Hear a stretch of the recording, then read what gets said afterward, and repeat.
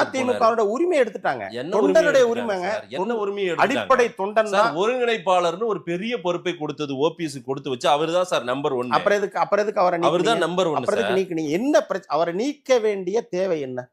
அடிப்படை தொண்டன் என்னோட வீடு, நான் உதாரணமே சொல்றது வீடு தான். இயக்கம்னு சொல்ல வரல, யாரையும் குறிப்பிட்டு சொல்ல வரல.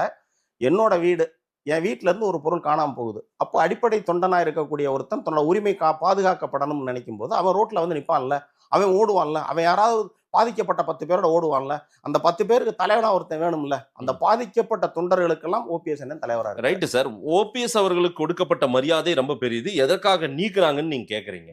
பல முறை அவர் வந்து அவருடைய நடவடிக்கைகள் எல்லாமே என்னன்னு சொல்லுங்க. எங்களுக்கு பாதி பிரி, நான் ஒரு அணி நீ ஒரு அணி, உள்ள ஒரு அணியை கட்டமைக்க அவங்க தான் செஞ்சாங்க. அதாவது ஆரம்பத்துல இருந்து அபகரிக்கிற எண்ணத்தோடயே இவங்க செயல்பட்டாங்க. உண்மையை சொல்லணும்னா